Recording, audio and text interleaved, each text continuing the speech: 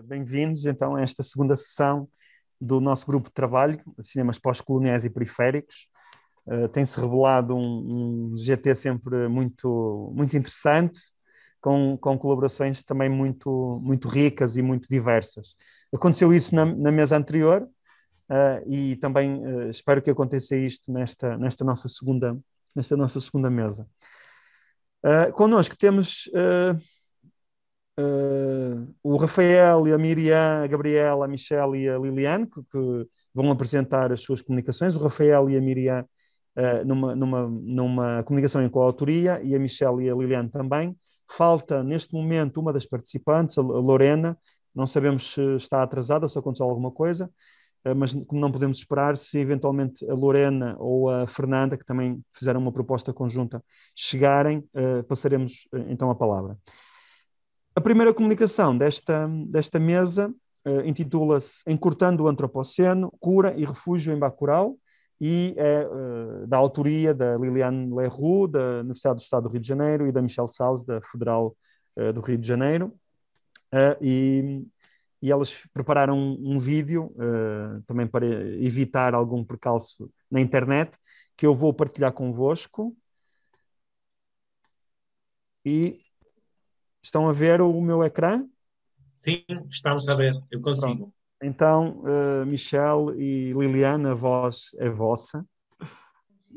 Essa é a comunicação Encurtando o Antropoceno, Cura e Refúgio em Bacurau, da Liliane Leroux, da UERJ, e minha.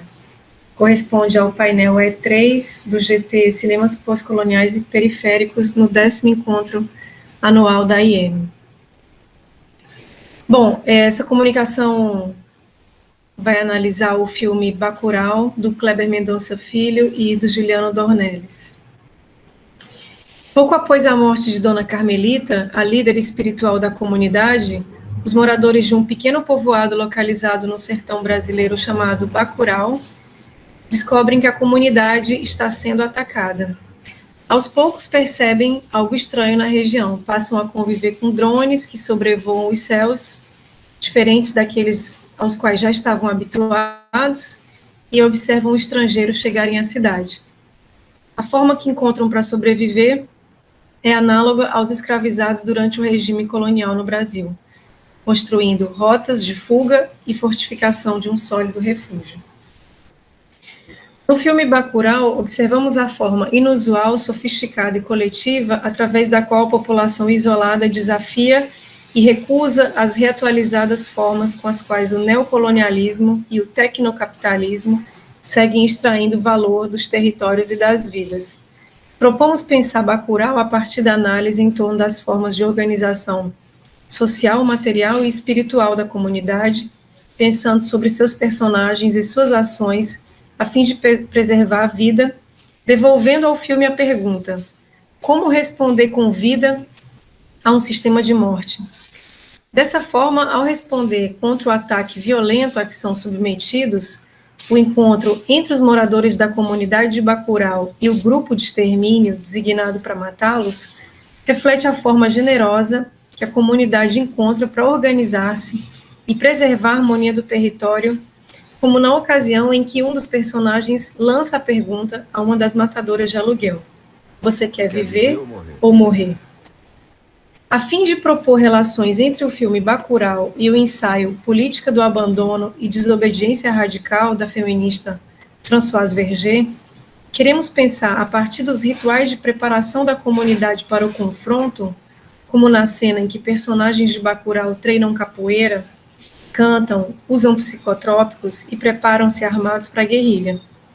Nessa passagem, percebemos a maneira como o filme discute as formas sofisticadas da necropolítica e suas estratégias de eliminação e morte, por um lado, e a maneira como Bacurau reivindica uma forma de resistência e a organização de um refúgio coletivo.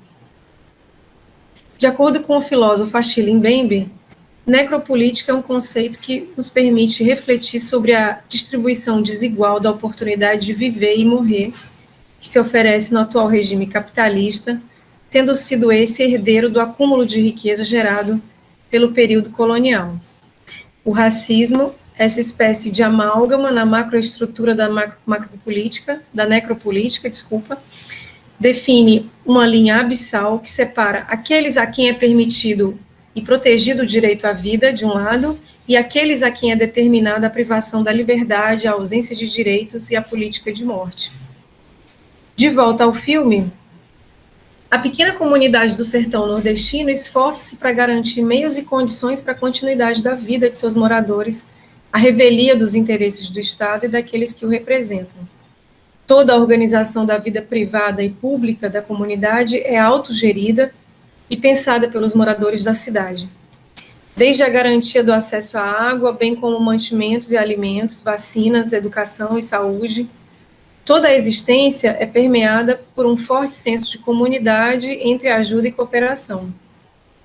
Como comenta Françoise Verger, nos espaços e nos lugares onde a supremacia branca requer a performance de rituais diários de humilhação, adestramento de corpos e todos os tipos de matéria, a prática de reivindicar um retiro significa criar as suas próprias formas de liberdade, resistência, perseverança, fortitude, assim como esperteza.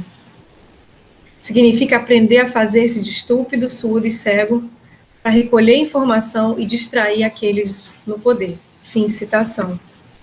A estratégia exposta em Bacurau desdobra-se na construção desse refúgio de que nos fala Verger, de um refúgio, de um retiro para os moradores da comunidade que, mesmo estando à mercê do abandono do Estado, revelam um intenso comando sobre suas próprias vidas e uma forte consciência da injustiça social. Ainda de acordo com Françoise Verger, propomos pensar paralelos de atuação entre os moradores de Bacurau e as técnicas ancestrais de fuga dos quilombolas. Segundo Verger, o abandono, fosse por horas, dias ou décadas, rompia com essa naturalização e afirmava existir uma alternativa. Observando desde o topo das montanhas, os quilombolas faziam sentir a sua presença, a sua simples existência ameaçava a ordem colonial. O poder colonial levava a cabo uma longa guerra contra eles, recorrendo a caçadores que cortavam suas orelhas para provar que estes tinham sido mortos, ou trazendo-os de volta para um castigo público, torturados, desmembrados, marcados na cara, enforcados, queimados vivos. Porém, estes nunca se renderam do seu retiro. De forma atualizada, o horror vivido pela comunidade de Bacurau é uma dolorosa metáfora, um destino trágico imposto pela assimetria desenhada entre governantes e governados, capaz de expor a violência contra aqueles que não são minimamente incluídos por um lado, mas podem ser requeridos de forma extrativista como mão de obra escrava barata, ou exterminista como população e objeto de extermínio capital do outro. Como comenta Rodrigo Nunes, o que o filme faz é tomar um traço do presente e estendê-lo até o futuro, que é afinal onde ele se passa. O resultado é a projeção bastante lúcida de um cenário cada vez mais possível, em que as fronteiras e a violência que as acompanha proliferam e podem aparecer em quase qualquer lugar, a qualquer hora. Em que há cada vez mais bolsões de pessoas deixadas às margens, sem acesso aos benefícios do desenvolvimento, mas sempre sujeitas a terem uma última gota de rentabilidade extraída de si. O enredo do filme estabelece-se num futuro próximo, em que, em meio a um mundo hiperglobalizado e mediado pela tecnologia, uma parcela dispersa e isolada é capaz também de fabular rotas de fuga para outros mundos possíveis, como nos fala Ailton Krenak. Em Bacurau, o uso da tecnologia digital, desde drones a smartphones, convive de forma harmoniosa com saberes ancestrais ligados à cura e espiritualidade.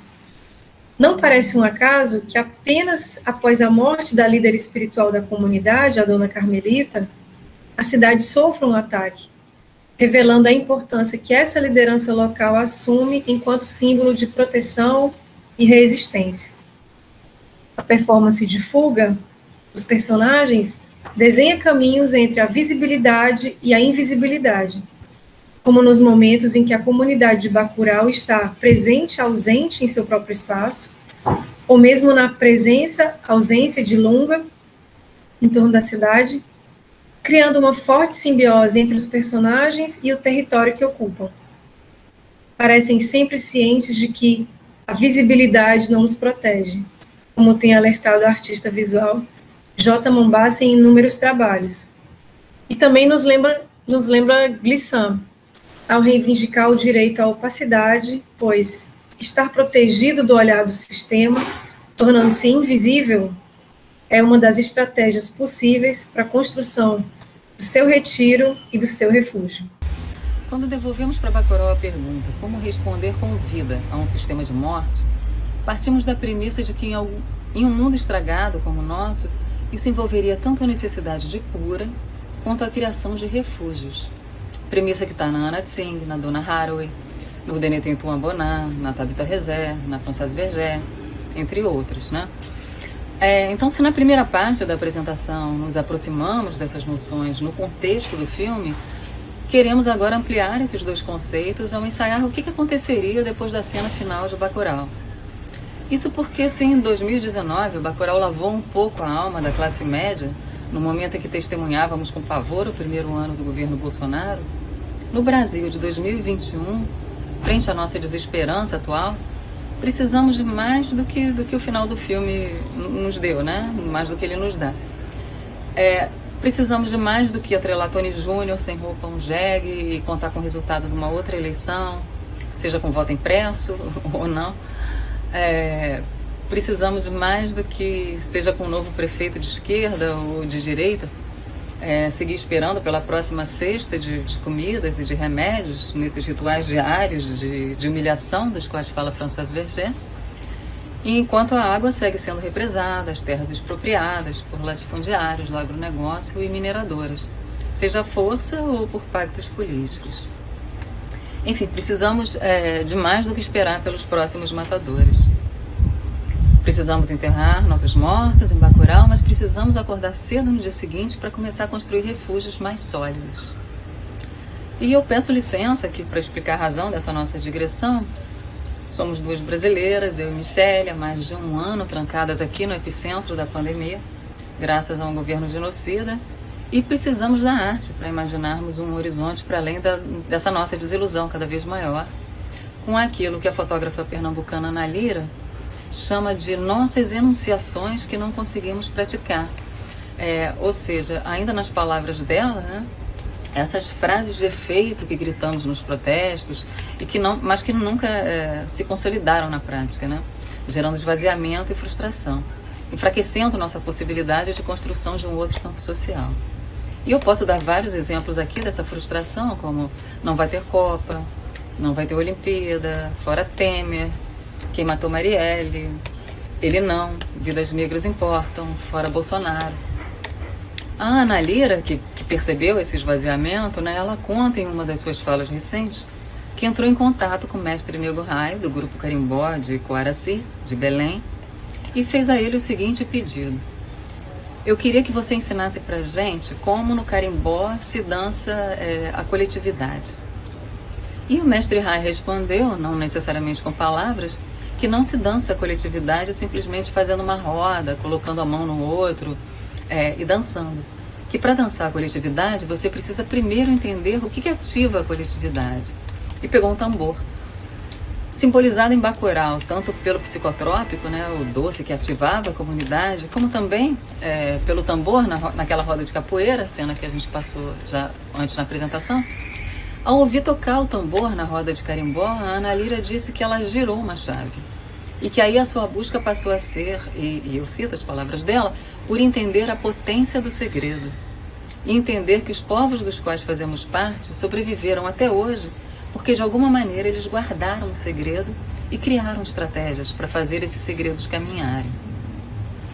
E é exatamente porque esses povos, né, que guardaram o segredo e criaram estratégias para outras formas de viver e morrer na Terra existiram e seguem existindo, que a Donna Haraway é uma das que recusam a expressão antropoceno para denominar esse período que habitamos, né? E uma das que acreditam que tudo ainda pode mudar. Então, assim, voltando para essa nossa digressão, aqui nessa segunda parte, lá se vai Tony Júnior, amarrado ao jegue, aterramos nossos mortos, sobem os créditos. No dia seguinte, porém, acordamos cedo e aceitamos o convite que uma das moradoras fez aos sudestinos do filme. Aceitamos visitar o museu. E o que encontramos no museu, né? E mais ainda se procurarmos para além do museu.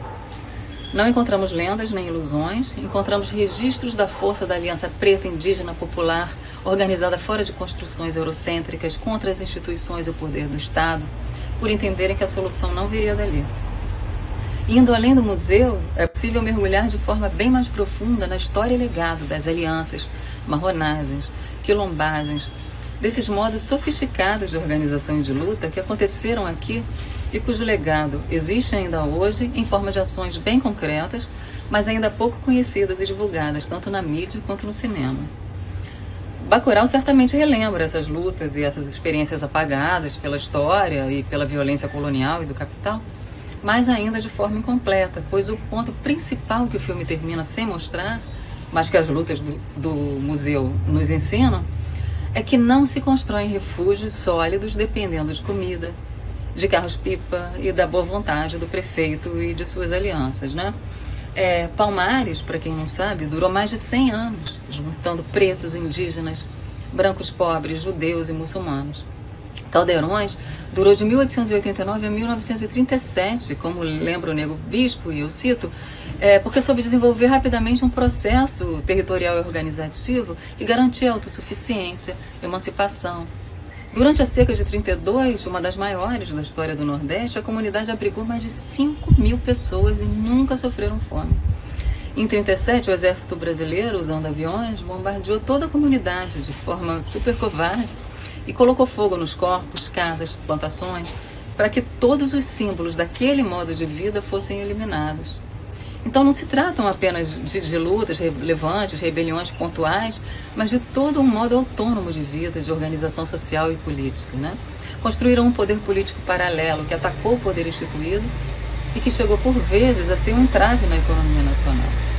E isso foi possível por perceberem que autonomia de visão de mundo e de modo de viver só é possível com soberania de terra, água, com soberania alimentar, energética, pedagógica, e por compreenderem, como em Bacurau, que infelizmente segurança e vida nem sempre são garantidas pelas vias institucionais.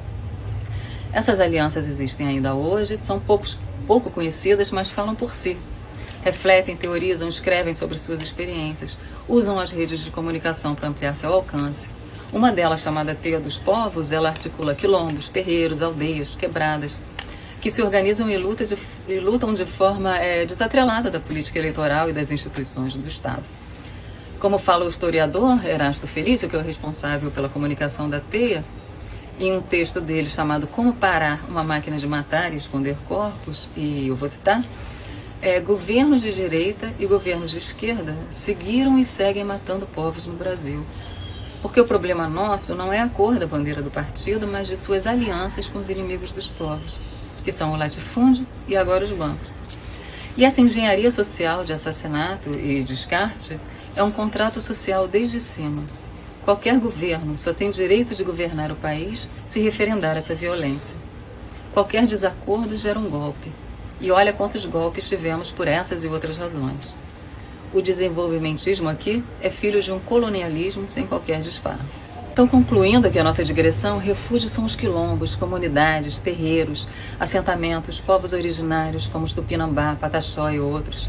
Refúgios são territórios que, para o bem viver, tomam posse de suas próprias vidas, inventam suas táticas, ativam o coletivo, trançando e refazendo ritmos nos quais seja possível aquela recuperação biológica, cultural, política e tecnológica da qual fala Dona Haraway.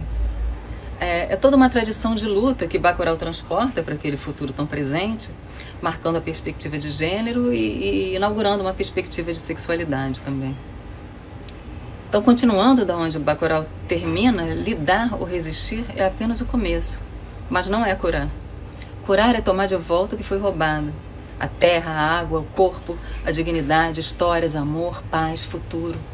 Quando Ailton Krenak fala que o futuro é ancestral, ele fala desse espírito de aliança entre povos e entre tempos. do qual também fala o Denetem Tuamboná, na sua Cosmopoéticas do Refúgio, e Nego Bispo também, e todas e todos que participam da Teia dos Povos. Um futuro ancestral que chama por memória, que chama por coragem. Ok, muito obrigado, Michelle e Liliane, pelo cumprimento rigoroso do tempo. Ainda tínhamos mais um minuto e meio. Muito obrigado. Eu acho que ainda não temos connosco nem a Lorena nem a Fernanda, que iriam apresentar a segunda comunicação. Não. Então passo a palavra à Gabriela Coutinho, da Universidade Federal da Paraíba, João Pessoa, é isso, Gabriela? Bem-vinda. A Gabriela apresentará uma fala intitulada O Autor na Periferia, percepções acerca de O Som ao Redor e Inferninho. Gabriela, por favor. Opa, bom dia, tudo bem? Eu escrevi um texto, eu espero que não se incomodem aqui. O que eu pretendo fazer hoje é meio que dividir algumas inquietações teóricas a respeito da ideia de autoria no cinema contemporâneo brasileiro, fazendo uma breve análise dos modos de produção de O Som ao Redor, do Kleber Mendonça Filho, né, 2012, e de Inferninho, do Guto Parente e do Pedro Diógenes, 2018, a partir de dois conceitos ferramentas. Assim, o primeiro que eu vou tentar usar é o dispositivo, né, a partir da leitura de dispositivo do Agamben, que ele vai dizer que o dispositivo é qualquer coisa que tenha, de algum modo, a capacidade de capturar, orientar, determinar, interceptar, modelar, controlar e assegurar os gestos, as condutas e as opiniões dos seres vivos. Ou seja, né, o dispositivo seria um produtor, um agenciador de sujeitos. Né? Segundo Agamben, as substâncias, ou os seres viventes, né, que ele fala, ao se relacionarem com dispositivos, acabavam produzindo sujeitos, né? Então, a gente pode pensar aqui, assim, de um lado, a substância, os profissionais de cinema, né, os objetos técnicos, do outro lado aqui, o dispositivo, estou pensando no conceito de autoria, e nessa relação, a produção desse sujeito, que seria o autor-cineasta ou o autor, né, no cinema. Desculpa, Gabriela, desculpa. Estão aqui... Tudo bem. Está havendo algum problema com a internet? Estava toda a gente ouvindo, Gabriela? Eu estou te ouvindo. Vocês estão me ouvindo? Sim, ok. Desculpa, continua, está bem? Agora sim. Ok. O segundo conceito que eu estou querendo chamar para pensar é uma ideia de função autor, que o Foucault vai trazer, né, que ele vai fazer meio que uma genealogia da noção de autor, e afirma que a tal função nem sempre existiu, mas advém de um contexto social muito específico, mais precisamente no século XVIII, inserido no momento crucial da individualização das ideias, né, na história da individualização das ideias, ou seja, surge no contexto de despontamento de uma episteme moderna, ligada à noção de indivíduo, de individualidade. E desde então tem sua importância e aplicabilidade variando de acordo com um momento histórico, com a cultura, né? Também. E, por exemplo, a gente vê do iluminismo uma forma autoral e a gente vê no romantismo outra forma autoral, por exemplo. E assim se prossegue, né? No caso da arte, essa individualidade foi ficando cada vez mais expressa em termos de subjetividade no processo de representação do mundo, gerando formas de agregação de valor. Na literatura, essa fusão de individualidade e subjetividade buscavam fazer sentir as influências da personalidade do autor na obra.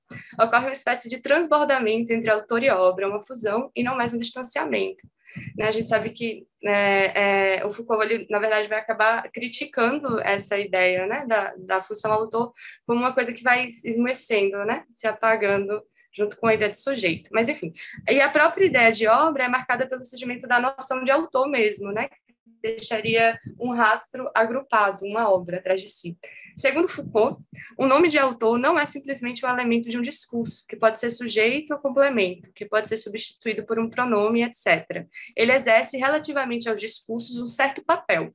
Assegura uma função classificativa. Um tal nome permite reagrupar um certo número de textos delimitados, opô-los a outros textos. Além disso, o nome de autor faz com que os textos se relacionem entre si. Em suma, o nome de autor serve para caracterizar um certo modo de ser do discurso.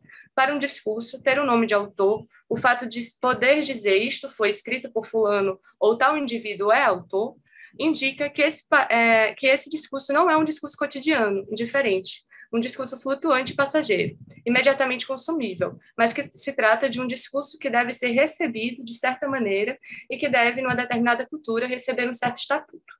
Ok.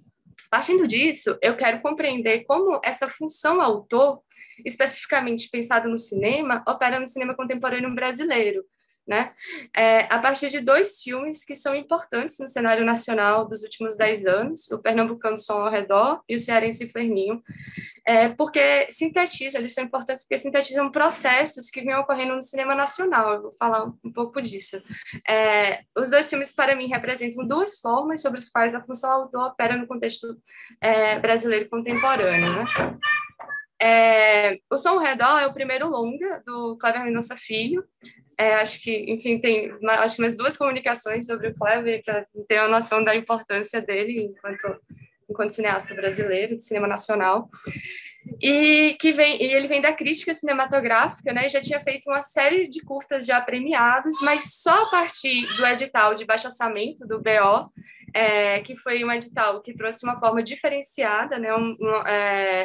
Fora do modelo de captação de recursos pela lei de incentivo fiscal para a produção de longas, que acabou por privilegiar essa forma de recurso pela lei de incentivo fiscal, acabava por privilegiar as grandes produtoras do eixo Rio-São Paulo. Então, quando veio o edital de baixo orçamento, meio que borbulhou vários outros filmes fora desse eixo. Assim, a gente tem longas-metragens fora desse eixo, a gente tem uma importância muito grande da política pública no cinema, né, no Brasil. Enfim, ele é lançado em 2012, o filme O Som ao Redor, um pouco depois do icônico Festival de Tiradentes, de 2010, onde, a partir dali, vários críticos passaram a pautar algo novo no cinema brasileiro, que já vinha sendo gestado a partir de coletivos de cinema que procuravam alternativas para a criação, reflexão e circulação de seus filmes. Esses coletivos geralmente eram vinculados a cineclubes, né, que é uma forma, enfim, de circulação mesmo, como o Alumbramento, que a gente vai tratar quando for falar do Inferninho, e o Cine Caolho, né, que era ligado ao coletivo Alumbramento. E, como fala Marcelo Iqueda, eles renovaram a forma de fazer cinema. Tudo isso, lógico, possibilitado pelo vídeo e a imagem digital, e depois ainda fomentado por editais públicos, que são de muitíssima importância para a produção nacional.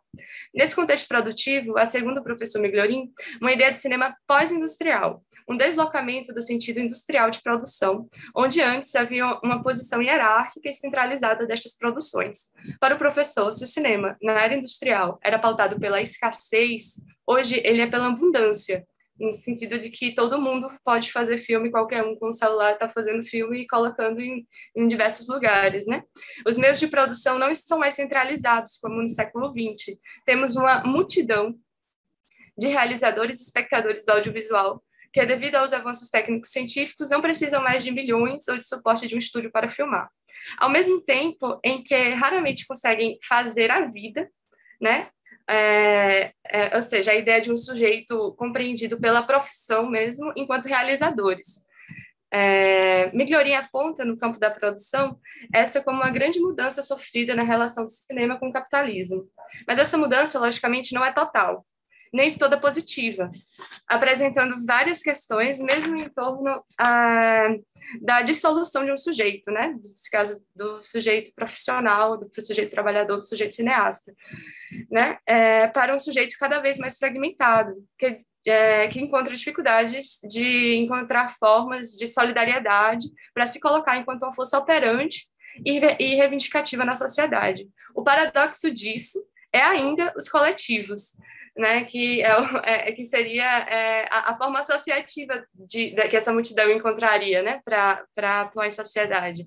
A gente teria o filme A Granel, aqui na Paraíba, os filmes de plásticos em Minas Gerais, Simmel Filmes em Pernambuco e, enfim, diversos outros que eu poderia citar, que sustentam uma grande potência e acabam por gestar uma função autoral própria, centrada justamente na comunidade, né, entrando em oposição à própria ideia do autor indivíduo, numa pluralidade, no lugar de tradicionais empresas produtoras, são coletivos ou grupos que geralmente produzem e realizam seus próprios filmes, desmontando a lógica de especialização hierarquizadas. Voltando para o Som ao Redor, o Som ao Redor ele não está muito dentro dessa lógica de coletivo, porque o Kleber Mendonça não vem daí, mas ele está dentro de uma lógica de cinema independente e de uma comunidade de afetos que se formam ali desde o primeiro curta, em que um vai participando do curta do outro. Juliano Dornelles, por exemplo, que é co-diretor de Bacurau com o Kleber Mendonça, já trabalha com o Kleber Mendonça desde muito antes, fazendo direção de arte, o diretor de fotografia do Kleber Mendonça vem do Alumbramento. Enfim, a gente tem uma comunidade compartilhada ali, né? E o filme alcançou, eu acho interessante falar do Som ao Redor, porque o filme alcançou um inesperado sucesso nacional. Tipo, dentro de um horizonte esperado para um filme nativo, né, independente e com poucos atores conhecidos. E um sucesso internacional também, né, sendo na época citado na lista dos 10 melhores filmes do New York Times e arrematando vários prêmios em festivais dentro e fora do Brasil. No meio a tanto reconhecimento da crítica na sua semana de estreia, ele chegou proporcionalmente ao número de cópias a ter melhor média de público do que um filme de Pernas pro Ar 2, que é tipo uma produção da Globos Filmes, também em sua semana de estreia, né, que seria um filme que teria mais alcance no cinemão, assim. Dessa forma, o filme se encontra em um limiar interessante para se pensar o cinema independente, como é de tal maneira reafirmado pelo cineasta, né? Ele se diz um diretor, um cineasta independente, que consegue, em certa medida, romper barreiras de circulação com cinemas comercial, não operando dentro da lógica de cinema de produtor, que é embasada pelo cinema mainstream do Brasil, principalmente representado pela Globo Filmes, mas sim apresentando traços de uma determinada autoria que está conectada com a representação crítica e reflexiva do contexto brasileiro, do qual o cineasta está localizado, sendo Kleber um intercessor de sua comunidade, tanto no contexto relacional crítico de classe e espaço-tempo que ocupa, quanto do próprio circuito artístico que está inserido. Kleber assume um papel de militante da cultura, para além de pensar profundamente seu bairro, que na verdade é o Recife, é o Brasil e muitos outros lugares, ele também funciona como artista público, se colocando, em analogia ao intelectual público ali, se colocando na época em grandes debates abertos com a Globo Filme e outras grandes produtoras que homogeneizavam, segundo ele, e monopolizavam a produção nacional. Ser autor ou ter um caráter autoral no Brasil acaba, talvez pela própria precariedade, estando atrelado a uma função política. Cinema autoral no Brasil é sinônimo de um cinema independente, de certa medida anti-industrial. O filme Inferninho é um filme muito interessante para pensar esses deslocamentos da função autor, porque é um filme que acaba sendo o encerramento de todo um processo do cinema colaborativo. Estariam ali, meio que culminando ali, presente nele, na sua construção autoral, todo um percurso vivido por um coletivo, que é um coletivo super importante para o cinema independente brasileiro, né, que fez Estrada para Ítaca, que é o Alumbramento, que fora Guto Perante e Pedro Diógenes, que assinam como diretores do filme, se soma a essa autoria múltipla o coletivo de teatro independente de Fortaleza, chamado Bagaceira. Apesar de ter financiamento de edital, é um edital muito baixo, o filme custou R$100 mil, e ele foi feito segundo os próprios diretores, na base de parceria e comunhão, que seria o que caracterizava essa ideia de amizade mesmo, segundo Marcelo Iqueda, os processos de produção do alumbramento, né? No encontro respeitoso e criativo experimental de duas técnicas ali, o cinema e o teatro, que foi responsável por um filme crítico que pensa a sociedade e exclusão a partir de um drama cômico fantasioso, que conseguiu, no seu processo de produção, tanto na narrativa mesma do filme, quando a gente vê, por exemplo, personagens do meio pop, como o Wolverine, o Mickey, sendo retratados ali de forma decadente, quanto na estética, o uso que poderia ser tosco, mas que chega a emocionar e vi várias pessoas fungarem no cinema, assim, do chroma key para voltar ao mundo da personagem Deusimar, no final. Então, ele conseguiu de fato, como diz o Pedro Diógenes, transformar o precário em poesia, né? É um cinema que se faz potente nos encontros afetivos e entre formas artísticas, apesar de tudo, e contra o seu nascimento. Para encerrar, eu queria tratar de forma sucinta o percurso que o conceito de autor no cinema, a partir de um conceito dispositivo, né, percorreu no Ocidente, mais precisamente da Europa, ali com a Nouvelle Vague, que é a ideia de uma autoria romântica, que buscava a ideia da câmera caneta, né, que buscava trazer para o diretor, cineasta, uma ideia de autor que carregava nas costas ali o cinema enquanto arte, né? Para o cinema ser uma arte, parecia que precisava ter o autor. E para os Estados Unidos, com a teoria do autor do Andrew Salles, né, que seria uma teoria imperialista, e que o próprio Robert Stan, ele vai falar que na teoria do autor do Andrew Salles tem uma ideologia muito marcada do cinema hollywoodiano, de propagação do cinema hollywoodiano e tal. E tratar dele a partir de uma refuncionalização, nos termos de Brecht. Segundo Benjamin, uma transformação de formas e instrumentos de produção por uma inteligência progressista, que o conceito sofreu na América Latina. A gente pode pensar ali na década de 60, no movimento do terceiro cinema, mas focando precisamente no Brasil com Glauber Rocha, né, e o cinema novo. Um imbricamento entre a noção de autoria e um cinema político. A gente pode chamar o Benjamin em um autor como produtor para conversar e pensar, a partir de um debate entre tendência política justa e a qualidade de uma obra, necessariamente uma fusão, né? Coisas que se complementam. Benjamin vai dizer que a tendência política correta de uma obra inclui sua qualidade literária, porque inclui sua tendência literária. E essa tendência pode resultar num progresso ou retrocesso da técnica. Benjamin se pergunta como a obra se situa dentro das relações de produção de uma época, como ela atua e se articula com referências às relações de produções para entender a tendência política correta e, portanto, a qualidade de determinada obra.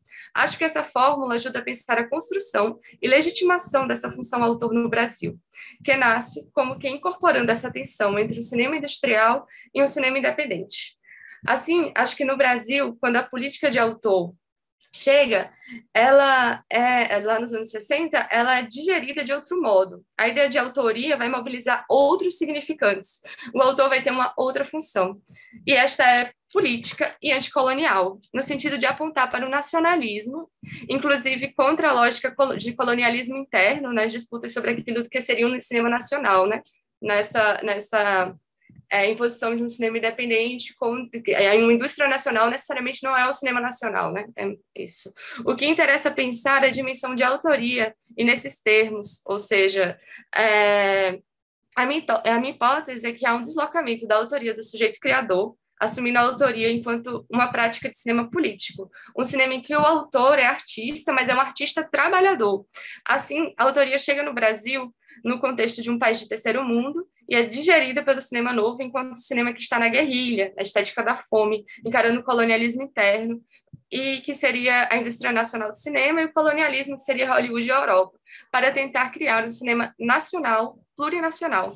E nesse sentido, autoral é dessa forma, e o autoral é desta forma que ele é nesse sentido que o autoral, atravessa o contemporâneo, ainda carregado entre as tensões do cinema independente, enquanto cinema político, por ser de resistência por natureza, então ele é político, e o cinema industrial. Né? Eu acho que só para... Eu não sei quanto tempo eu tenho ainda. 2 minutos? Então, tá.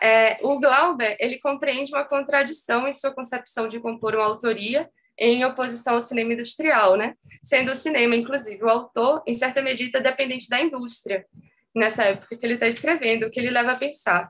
Esse autor, cuja criação depende dos meios técnicos que lhe são negados, pode existir? Será possível um cinema de autor ou um cinema, por sua própria composição, é uma arte menor, que não permite autores? Estarão os autores verdadeiramente possuídos do cinema ou de condição autoral incorporada ao cinema?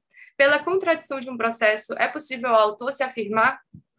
Assim, conforme Jean-Claude Bernardet, Glauber Rocha compreendia o cinema independente ou autoral dentro de um doloroso paradoxo. Ao mesmo tempo em que se coloca contra a estrutura e a colonização dos ímpetos artísticos pela indústria, é sabido que a indústria é necessária para a produção de filmes, com qualidade técnica e para a circulação. Questões também são caras ao cinema de autor. O cineasta irá resolver essa questão clamando por uma indústria do autor, que seria a síntese de uma nova dialética da história do cinema. Essa história do cinema agora é reorganizada a partir da formulação de autoria em Glauber. Agora, não se conta a história do cinema pela divisão entre cinema do mundo e sonoro, mas a história do cinema, modernamente, tem de ser vista de Lumière a Jean Rouch, como cinema comercial e cinema de autor. Então, quando a gente entra no cinema pós-industrial, eu acho que essa tensão ela pode ser finalmente vivida, né, no sentido de que o cinema pode se ver liberto da ideia totalmente de indústria, e a gente pode, de fato, pensar, a partir do Benjamin, né, essa questão de uma tendência autoral voltada para um cinema independente. É mais ou menos por aí a minha comunicação. Obrigada. Obrigado, nós, Gabriela. Bem nos 20 minutos. Obrigado pela... Ótimo. A última comunicação, até ver, a não ser que a Lorena ou a Fernanda ainda cheguem, mas então a última comunicação deste painel será preferida pela Miriam e pelo Rafael, que vem de dois extremos do Brasil, não é? Do Rio Grande do Sul, no caso da Miriam, e da Amazónia, não é? Da Universidade Federal do Amazonas, e de Roraima, no caso do Rafael. Bem-vindos aos dois. E a fala do Rafael e da Miriam intitula-se O Profissional e o Amador no Cinema Brasileiro de Baixo Orçamento. Atualizações pela Economia da Dádiva. A palavra é vossa. Olá, bom dia. Nós vamos, então, eu e o Rafael, fazer aqui um jogral, né? Como o Paulo já comentou. E, embora a gente esteja em universidades opostas no país, nós dois somos do Sul, né? Então, vem daí já a nossa convivência nas pesquisas, e estamos já na segunda pesquisa que estamos realizando juntos, né? E é um pouco sobre isso que vamos discutir. São algumas questões que emergiram de dois projetos, vou falar um pouquinho sobre esses projetos e como é que essas questões emergem para discutir um pouco esta figura do amador, né, dentro do cinema contemporâneo brasileiro, e o Rafael também vai estar tensionando, então, essas discussões a partir daquilo que são as falas dos realizadores com quem nós conversamos, que nós temos um tipo de prática de pesquisa que atravessa muito o processo da produção, o processo da realização. Então, os diálogos com os realizadores, para nós, é um caminho sempre muito interessante de refletir sobre aquilo que também está sendo feito. Eu acho que vai muito também ao encontro do que a Gabriela estava agora falando, assim, né? Vai casar, eu acho que muito bem. A gente também fez um texto para não nos perdermos e podermos dar conta do tempo. Então, o nosso título profissional é O Amador no Cinema de Baixo Orçamento, Atualizações pela Economia da Dádiva. Em nossas duas últimas pesquisas, O Cinema dos Novos Tempos, Experimentação de Formatos Audiovisuais Narrativas e Sua Circulação em Múltiplas Telas, que foi uma pesquisa que fizemos, desculpem a minha voz, eu estou um pouco rouca hoje, que foi uma pesquisa que fizemos entre 2015 e 2018, e a outra pesquisa, O Cinema Brasileiro e Economia da Dádiva, o Baixo Orçamento como Projeto Político Estético, que está sendo desenvolvida desde 2018, ambas com apoio financeiro de CAPES e CNPq, sempre muito bom a gente registrar, né? Nós temos analisado as formas não hegemônicas de produção audiovisual, focando em entrevistas com realizadores e os seus processos de produção. Na pesquisa do Cinema dos Novos Tempos, que apelidamos simplesmente de Cinema na Web, pois acabou sendo o grande foco das nossas dos nossos mapeamentos, né, e da nossa investigação, nós mapeamos realizadores de todo o Brasil que utilizam a web como ambiente para exibir as suas produções. Nós procuramos os realizadores, as produtoras, os filmes, ou seja, usamos toda uma multiplicidade aí de metodologias para chegar a um conjunto de realizadores que depois nós conversamos com alguns deles, com aqueles que concordarem conversar conosco. Então, nós fizemos esse grande mapeamento. Desta pesquisa, surgiu para nós a questão do baixo orçamento como uma prática dentro do cinema brasileiro, e na segunda pesquisa, então, nós acabamos investindo nessa discussão, aproximando do conceito do Marcel Mauss sobre a economia da economia da dádiva, que depois o Rafael fala um pouco mais. E para otimizar essa pesquisa e nós conseguirmos dar conta dessa discussão, então nós focamos daí só nos realizadores do Rio Grande do Sul, a partir de eventos e conversas que fomos desenvolvendo e convidando esses realizadores para conversar com o nosso grupo de pesquisa, que é o Processos Audiovisuais, né, ou PROAV. Então, a partir disso, nós fomos entendendo como é que se dá esse trabalho com o baixo orçamento, né, a partir disso que é o BO, mas com produções que muitas vezes usam orçamentos infinitamente menores do que aqueles que são aprovados ou definidos em editais de BO. Por exemplo, só para ter uma ideia, alguns editais de baixo orçamento têm valores em torno de 1.800.000, 2 milhões, e os filmes com os quais nós trabalhamos na pesquisa fizeram longas-metragens até com 40 mil reais, fizeram curtas-metragens com 5 mil reais. Então, quer dizer, são valores infinitamente menores do que o baixo orçamento, e essas pessoas estão produzindo curtas, médias e longa-metragens, né? Em alguns a gente até brinca que o valor de um edital de 2 milhões já é um filme de uma coisa assim super, super grandiosa. Então é interessante. No Rio Grande do Sul mesmo, o valor dos longa-metragens, 800 mil, já é uma grande produção. Só para a gente ter uma noção assim desses limites, desses valores, para ficar um pouco, né, para ter algum parâmetro aí de entendimento.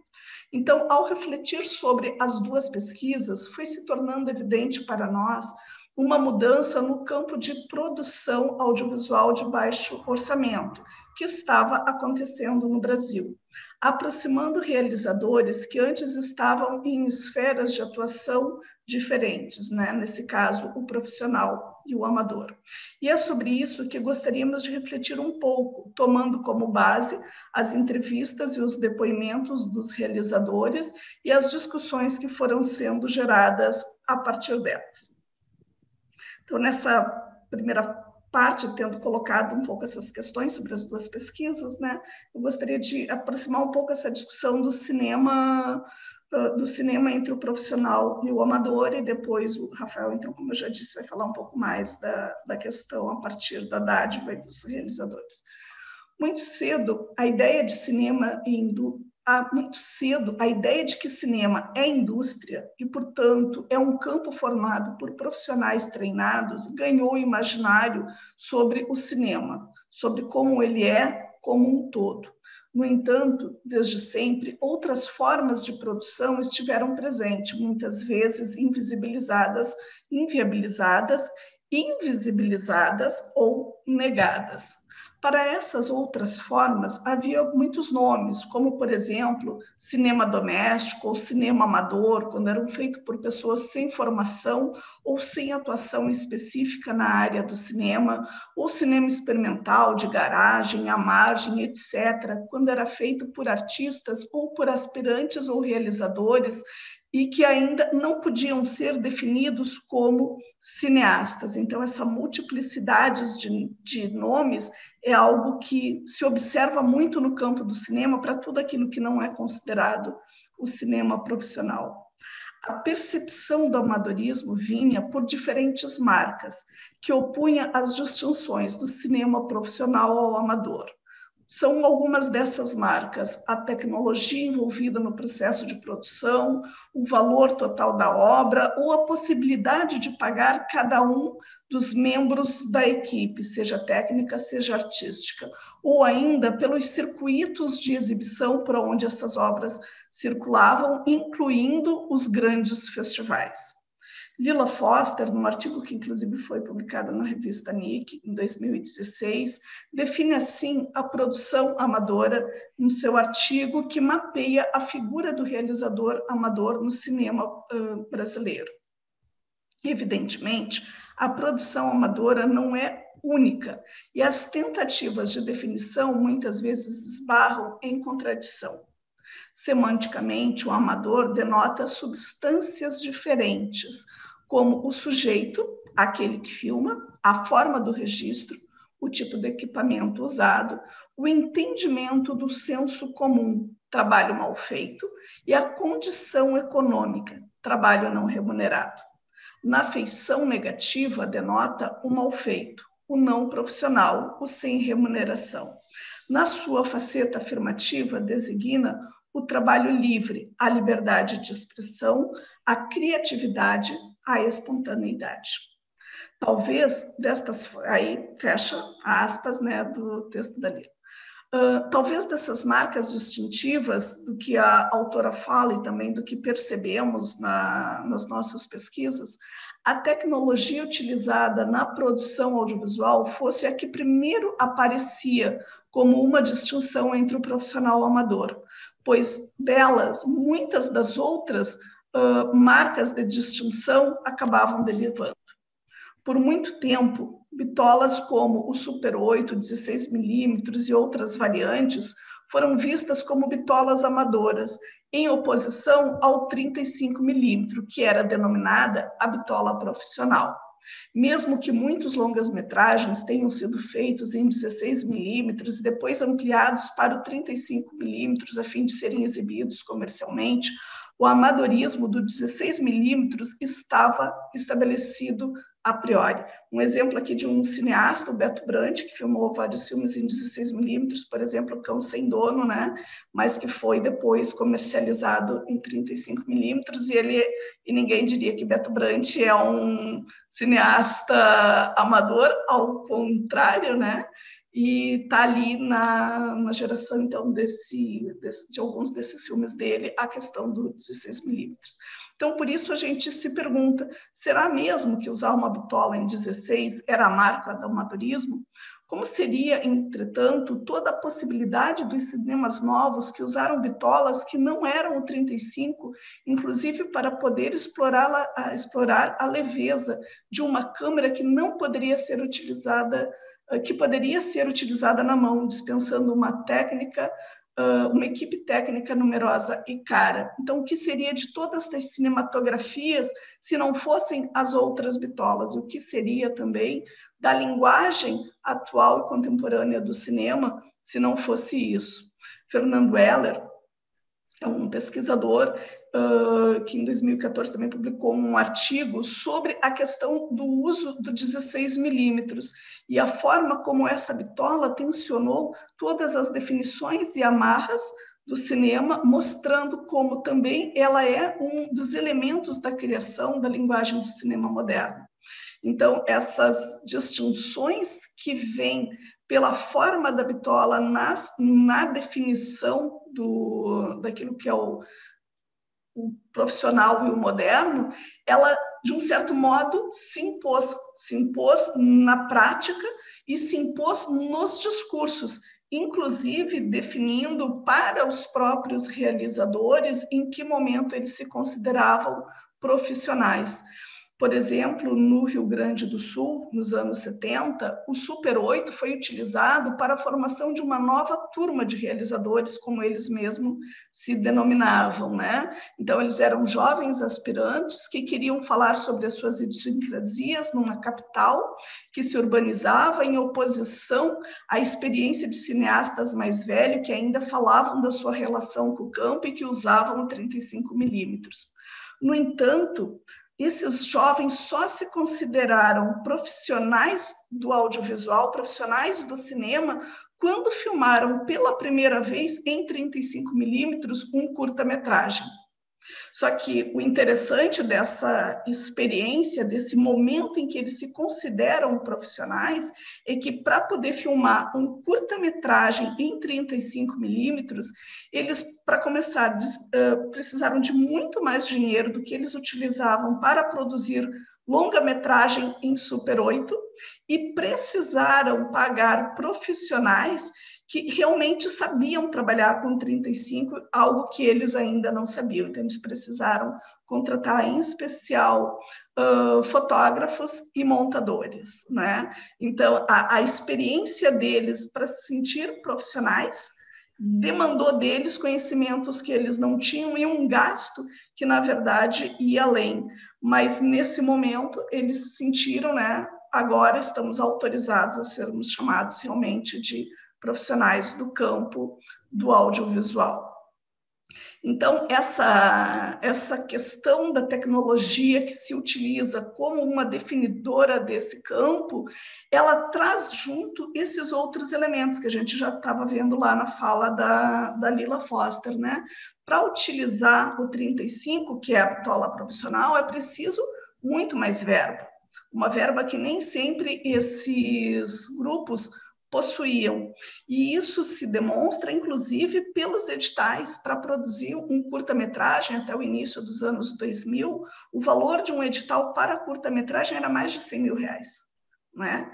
E hoje, com R$100 mil, se produz longas-metragens. Então, a gente começa a ver aí essa tensão de uma questão para outra. Ao mesmo tempo, era preciso esse profissional que vinha com uma certificação para utilizar aqueles equipamentos. E ainda precisava, né, de cópias para depois poder fazer esse filme circular, e cópias em 35mm. E para que ele pudesse, portanto, se pagar, precisava circular em determinados tipos de espaço que também eram considerados espaços profissionais, ou seja, as salas de cinema.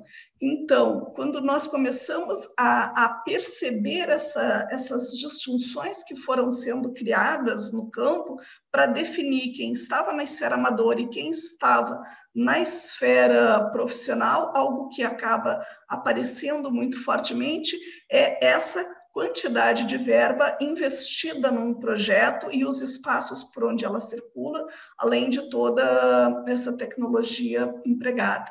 No entanto, a partir dos anos 2000, mas com certeza a partir dos anos 2010, todo este cenário começa a mudar com as novas tecnologias de captação e finalização, e depois com a circulação dos filmes pelos espaços, pela ambiência da internet, vários tipos de site, mas depois também pelos vários tipos de apps por onde a gente pode assistir os filmes a partir dos nossos próprios celulares, por exemplo, dos nossos smartphones, computadores e por aí vai. Então, todo este cenário mudou muito rápido e, ao mesmo tempo, mudou muito rápido também a própria denominação e a própria inserção no campo profissional de profissionais que antes estavam à margem deste campo, né? E é interessante como, atualmente, a própria pandemia acabou acelerando essas transformações e acabou fazendo com que nós tivéssemos não apenas acesso a muito mais coisa, mas aceitássemos muito mais estas outras produções que são feitas, vamos dizer assim, nas franjas, nas margens de todo o sistema de produção, como parte do campo da produção, né? E isso, só para, de novo, antes de passar para o Rafael, né, perceber isso, quando em 2015 nós começamos a apresentar a pesquisa do cinema dos novos tempos e falar dessa produção para a web, e como isso sendo parte de uma forma de cinema, nós éramos vistos assim como seres muito estranhos, né? Porque o cinema era aquilo que se fazia para a sala de cinema. Aquilo que não era para a sala de cinema era uma outra coisa. Era um cinema menor, né? Imagina para a web. E hoje essas denominações, essas configurações, elas se transformaram completamente. Então, nós vimos em pouco mais de 5 anos toda a nossa mudança, né? Toda a mudança em termos da própria ressignificação daquilo que foi a pesquisa. A gente acha isso muito interessante. Então, quando nós nos voltamos para os nossos depoentes, a gente percebe essas contradições e, ao mesmo, percebe essas possibilidades para ressignificar esta separação desses campos. E assim eu passo para o Rafael.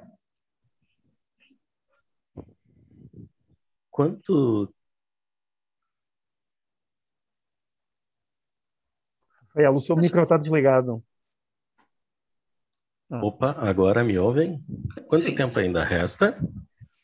Resta 1 minuto e meio, Rafael, mas vamos ter alguma tolerância, está bem? Ok. Por favor, me sinalize. Vamos lá. Então, as pesquisas desenvolvidas pelo PROAV, o URGS, entre 2015 e 2020, tiveram como foco esse mapeamento das realizações e dos realizadores audiovisuais independentes. E dos encontros, ora presenciais, ora mediados por tecnologias de informação e comunicação, suscitaram diversos pontos importantes para a constituição desse mapa e as suas problematizações acadêmicas. Nesse trecho da apresentação, eu quero destacar alguns desses pontos. Em primeiro lugar, as falas dos realizadores apontaram autofinanciamento como a principal forma de organização econômica dos realizadores para colocarem seus projetos em prática. Nessa perspectiva, a economia que girou em torno das obras contou em grande parcela com doações de horas de serviços técnicos especializados, tipo atores, editores, cinegrafistas, iluminadores, também a cedência de equipamentos e recursos, desde objetos cenográficos até as locações, empréstimos, enfim, de objetos de toda a ordem.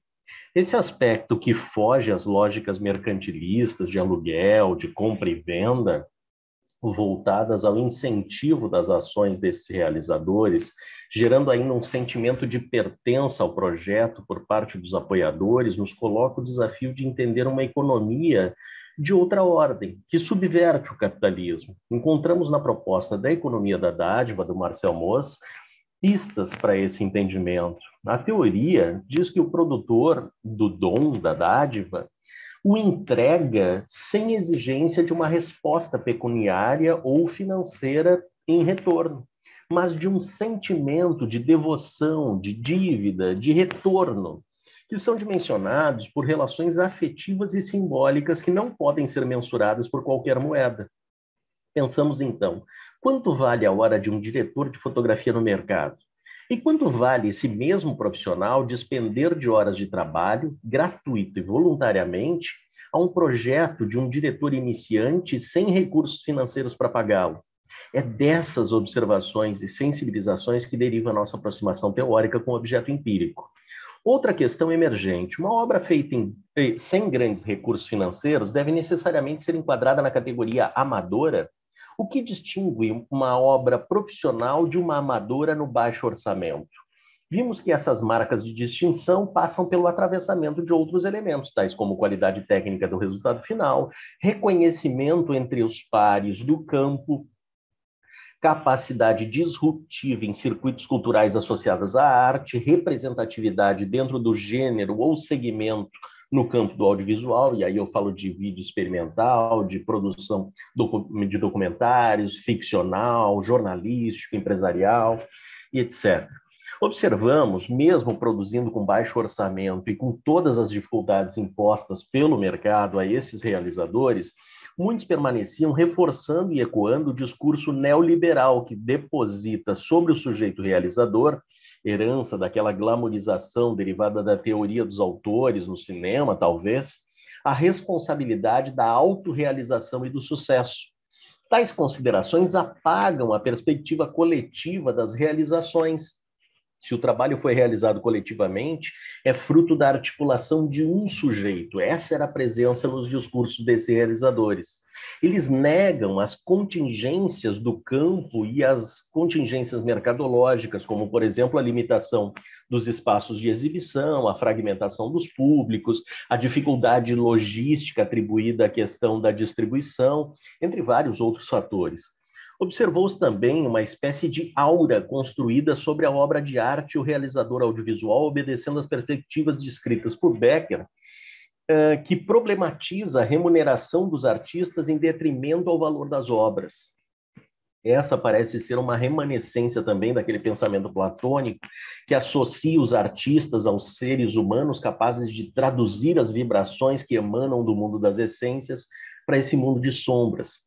Se essa é uma atividade de essências, vinculação ao mundo ideal, apropriada depois pelo discurso cristão como sendo o lugar habitado por Deus, a atividade divina não deve ser remunerada, já que biblicamente é uma distinção entre aquilo que é de Deus e aquilo que é dos homens, especificamente se tratando de dinheiro. São remanescências e pistas que nos sensibilizam ou são ativadas na reflexão acadêmica sobre essas falas e essas práticas. Há um aspecto importante a ser relatado como resultado das pesquisas. No âmbito comercial das produções audiovisuais, as TVs e as salas comerciais de exibição, hoje concentradas aos shopping centers, são limitadas por contratos e lógicas de bilheteria que não incorporam janelas para a exibição de obras independentes ou de cunho artístico, pensando, né, em detrimento àquelas produzidas com apelo comercial. Por conta disso, percebemos nas falas dos realizadores a importância de festivais e mostras competitivas como espaço de subversão dessas lógicas e, de certa forma, resistência diante das normas e restrições estabelecidas pelo mainstream. Grande parte desses festivais coincide com áreas que onde estão cursos de ensino superior voltados à comunicação social, produção audiovisual ou propriamente o cinema. Vê-se, portanto, uma relação íntima entre o ativismo e a articulação de redes colaborativas no campo do audiovisual com esses espaços acadêmicos. Essa articulação em prol dos festivais não se dá apenas no aspecto da exibição, visibilidade das obras. Nessas oportunidades, também se dão os entrelaçamentos ou nós que constituem uma rede de colaboração nem sempre paga de profissionais, realizadores e consumidores dessas produções. Além de permitir uma circulação dos profissionais entre as iniciativas que conseguem chegar à fase de execução, os festivais também caracterizam esse espaço de realização da articulação, da resistência ao sistema capitalista, mantendo a troca e a colaboração espontânea como dons entregues e recebidos. Mesmo assim, nas discussões realizadas pelo grupo de pesquisa em torno das entrevistas coletadas, ressalta-se a ausência de um catalisador dessas produções independentes. Muitas delas podem ser encontradas como categoria de projetos em plataformas de financiamento coletivo, crowdfunding, na web, mas isso não chega a garantir o acesso às obras e os seus realizadores. Existem também plataformas como o Porta Curtas, administrado pela Casa de Cinema de Porto Alegre, que congrega apenas os filmes de curta duração produzidos ou com colaboração de seus integrantes. Projetos universitários, médias-metragens, longas-metragens, séries audiovisuais, entre outros, não encontram um espaço de memória ou visibilidade ordenada à criação de um público ou atendimento às demandas daquele que já existe. Essa parece ser uma lacuna a ser preenchida por algum empreendedor que perceba nesse nicho de mercado um potencial para lucrar, não necessariamente sobre os realizadores, talvez sobre a audiência. O aspecto comercial mercadológico das produções audiovisuais não foi completamente apagado das falas desses realizadores. Muitos apontam que a produção de obras artísticas de baixo orçamento atende a uma espécie de necessidade de expressão artística, mas que anda lado a lado com a possibilidade de mostrar ao mercado o potencial profissional dos agentes envolvidos nessas obras. Essa falta de visibilidade afeta os produtores de maneira crucial. Sem uma circulação expressiva das obras, ela se torna um material demonstrativo no portfólio desses realizadores. Se houvesse uma forma de articular a distribuição e catalisar a audiência para a ambiência organizada, talvez os objetivos de reconhecimento e expressão artística tão presentes nesses depoimentos fosse atendida, mesmo que parcialmente, para complementar as políticas públicas expressas em editais de financiamento público à realização audiovisual, privilegiam, como já dito aqui por outros participantes, produtores experientes, com estrutura previamente comprovada, o que corrobora a dificuldade de acesso dos novos profissionais ao mesmo patamar tecnológico e profissional, que se reflete na qualidade técnica dos produtos midiáticos realizados. Terminei. Obrigado, Rafael. Obrigado também à Miriam. Então, agora temos ainda alguns minutos para o debate. Gabriela, estás connosco? Ok, obrigado. Se preferirem, podem manter a câmara desligada por questões de fluxo da internet, mas era só para perceber se estavam aí. Então, eu vou espreitar aqui a nossa transmissão no YouTube. Temos aqui alguns comentários. O Ivan Amaro gostou muito da intervenção da Liliane e da Michelle. O Fernando Gonçalves também cumprimentou. Enfim, exatamente. Não temos questões naquela janela, por isso vamos começar por aqui. Eu, enquanto moderador, tenho alguns privilégios e vou usá-los para fazer algumas questões, mas também quero que saibam que podem fazer observações ou perguntas aos outros oradores. Então, eu começaria provavelmente pela primeira intervenção da Michelle e da Liliane, e uma das palavras que eu estava à espera de ouvir e não ouvi neste processo de cura, não é? De refúgio, não, sobretudo na ideia de cura, era qual é o lugar da violência neste processo de cura? Olhando particularmente para o Bacurau, não é? Um filme que, de alguma forma, apresenta também a violência como um processo de cura, a meu ver, não sei se concordam comigo, mas gostava também de vos ouvir até um bocadinho no seguimento daquilo que ouvimos na mesa anterior e da citação ao Fanon e, sobretudo, a comunicação do Rui Lopes. Qual é o lugar da violência, então, neste processo de cura, Michelle e Liliane? Quer começar, Liliane? Pode começar. A grande questão é que tem a ver também com o debate na mesa anterior. Essa que, óbvio, que a violência tem seu papel também no processo de cura, nesse de você tomar de volta tudo que te foi roubado. Ele, obviamente, envolve também você retornar a violência com violência também em alguma medida, mas a grande questão que a gente pontuou no debate, que estava na discussão anterior também do Clementino, quando ele falou dos quilombos, é essa questão de...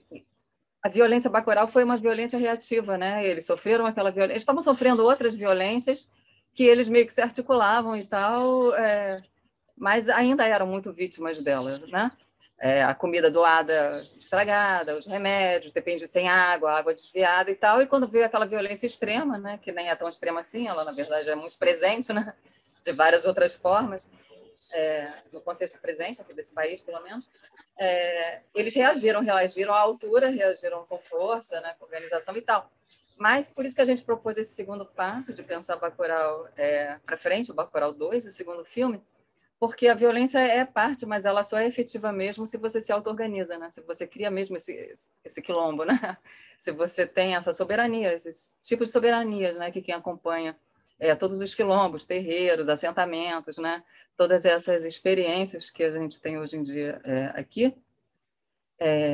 O primeiro ponto é esse, soberania alimentar, depois soberania de água, soberania pedagógica, porque só quando você tem isso daí assentado é que você pode reagir com violência e não ser totalmente derrotado, porque assim, em Bacurau a grande questão é essa, vai esperar pelo outro prefeito? Ainda com a cesta básica, né?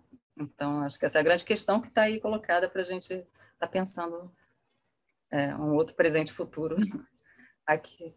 E, obviamente, envolve também algum grau de violência, claro, e de revolta.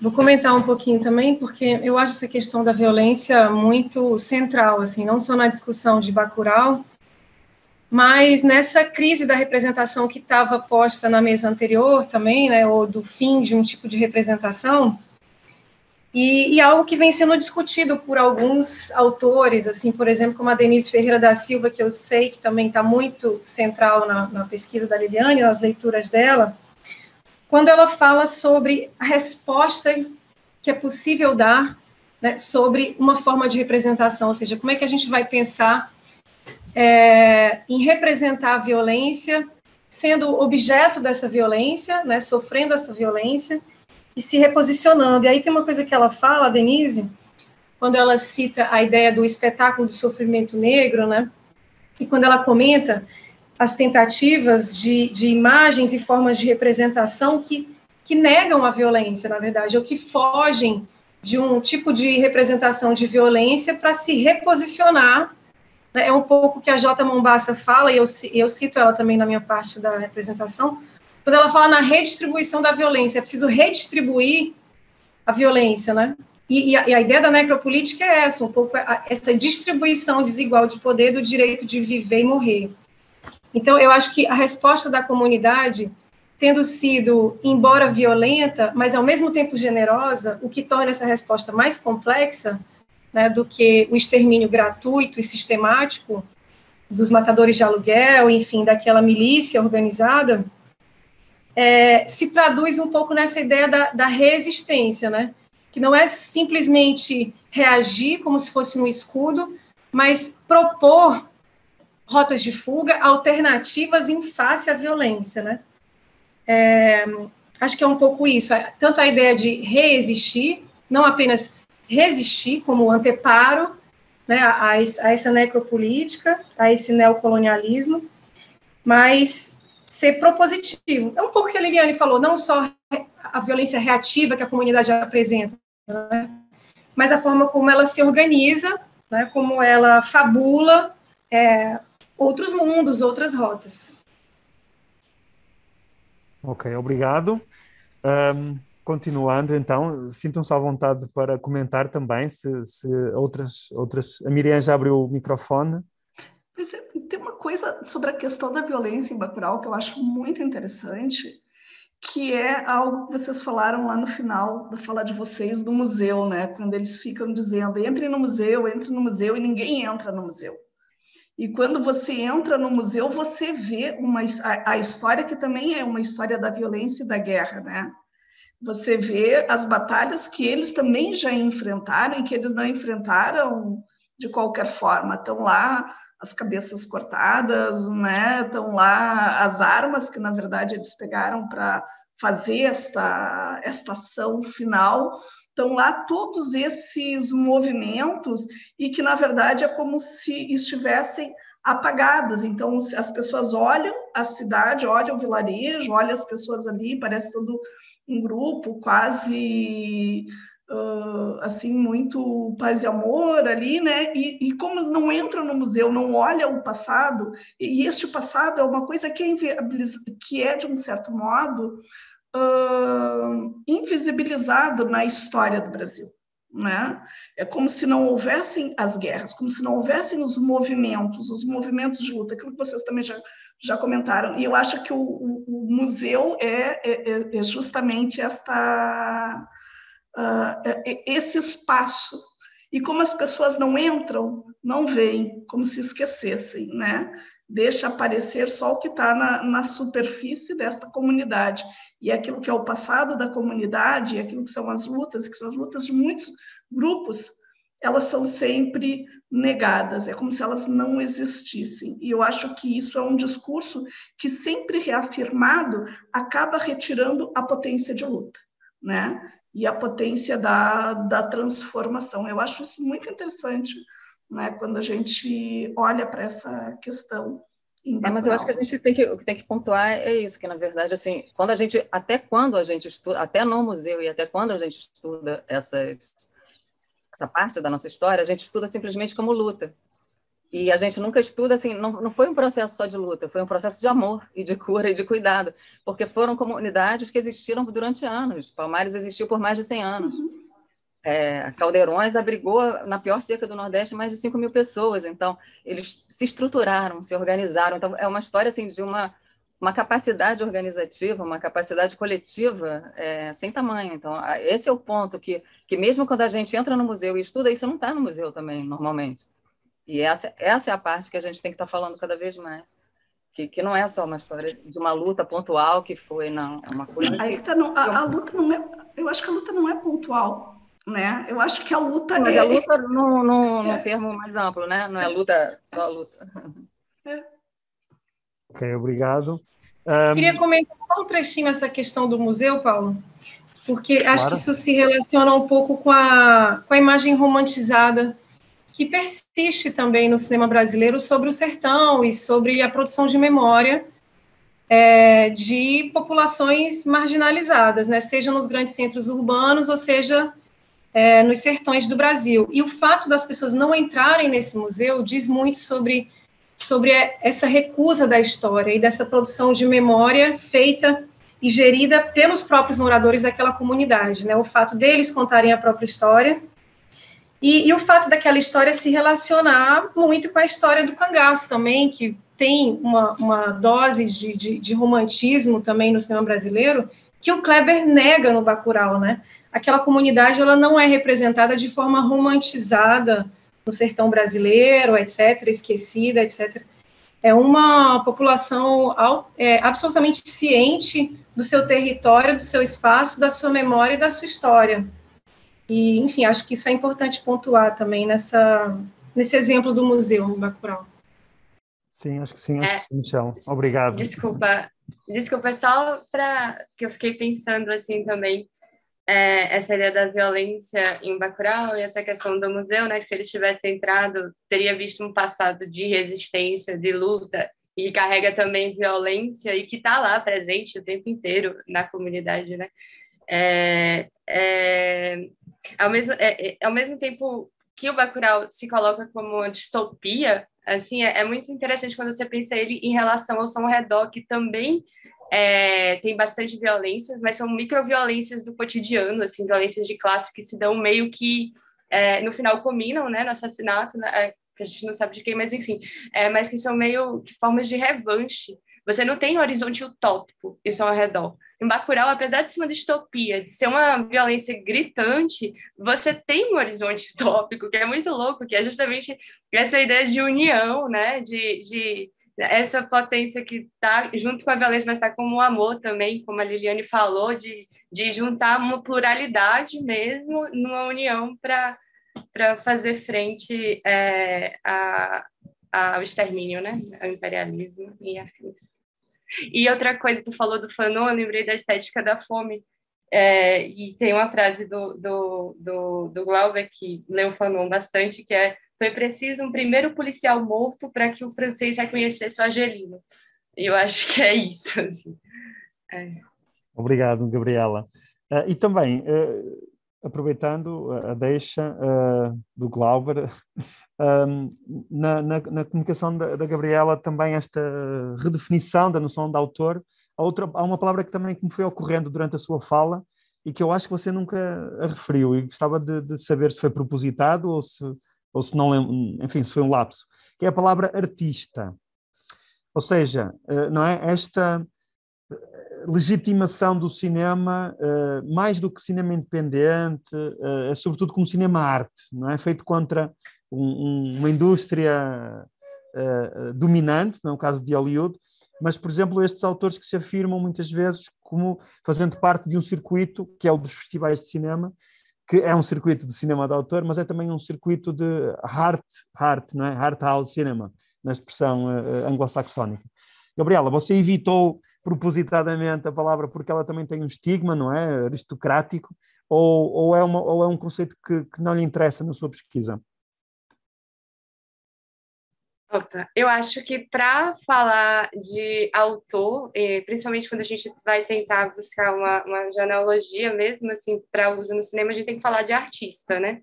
Porque a ideia de autoria está ligada à ideia de obra, que está ligada à ideia de um indivíduo artista, mas eu acho que o artista é um conceito que a autoria como dispositivo, ele também desloca, Assim, quando você pensa, eu falei a palavra artista em um momento aqui no texto, que foi, não, mas tudo bem, mas que foi quando eu falo que quando ele chega aqui no Brasil, a partir do cinema novo, ele se vê enquanto artista, mas um artista trabalhador, né? E um artista que é, como é que eu posso dizer, um artista da fome, né? É um artista que também está inserido, eu acho que em implicações políticas nesse sentido. Mas é lógico que vai ter, no outro caso, o artista burguês, enfim, mas aí entra nessa discussão, acho, de tendência, qualidade, que eu tentei trazer do Benjamin também, enfim.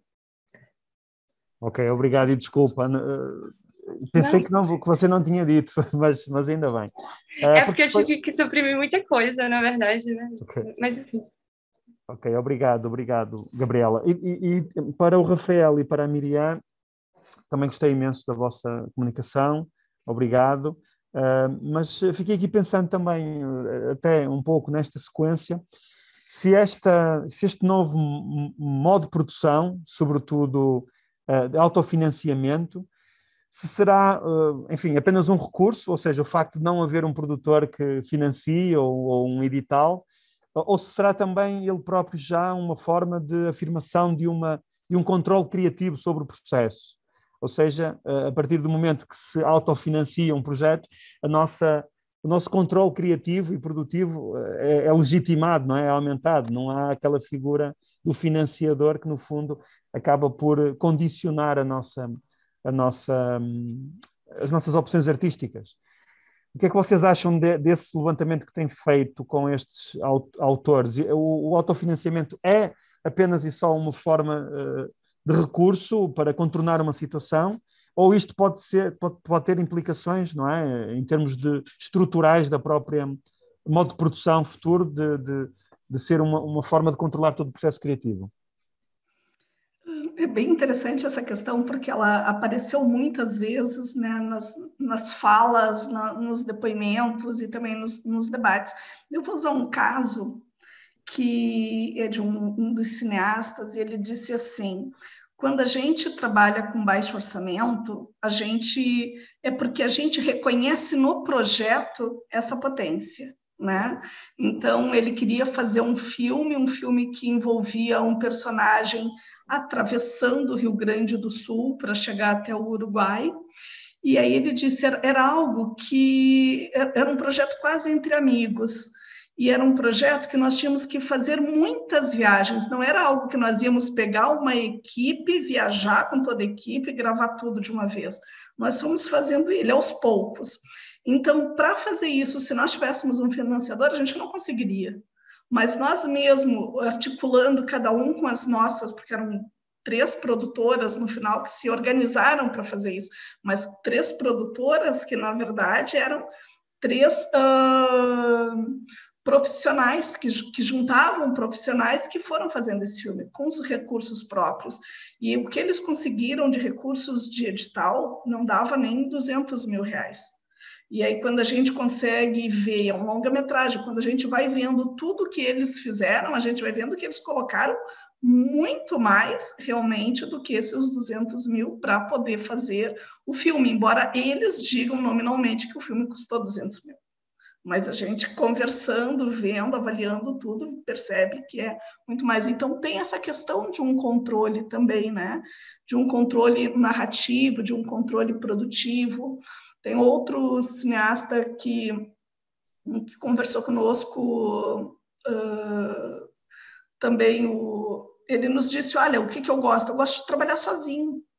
Né? Eu gosto de definir as questões com as quais eu quero trabalhar, e ele é um documentarista, eu gosto de trabalhar sozinho. Então, eu vou nos lugares, eu fico nos lugares, eu me integro com as pessoas, e com isso eu vou captando as imagens para fazer as minhas produções. Então, há também esta recusa de um tipo de modelo de produção com tempo, com demandas, né, com uma planilha muito rígida daquilo que vai ser filmado num dia. Há essas questões, mas ao lado disso, há também aqueles profissionais que dizem, olha, a gente não tem dinheiro, né? A gente não tem dinheiro, então a gente filma no fim de semana, junto aos amigos, fim de semana é quando todo mundo pode trabalhar. porque nos outros dias a gente está trabalhando em coisas que é o que nos mantém, e nos fins de semana a gente junta os amigos, junta a família, e aí um deles nos disse, o que a gente pôde pagar? A gente pôde pagar que era um cineasta que trabalha com filmes de horror, né, no Rio Grande do Sul. E filmes de horror, assim, a avó dele faz um dos personagens, a mãe faz outro, então ele trabalha, e aí ele disse, não, mas então quem que a gente pagou? A gente pagou a pessoa o profissional que trabalha com os efeitos especiais, porque nós precisávamos disso, as maquiagens eu mesmo faço, mas os efeitos especiais não, e quem depois fez a montagem.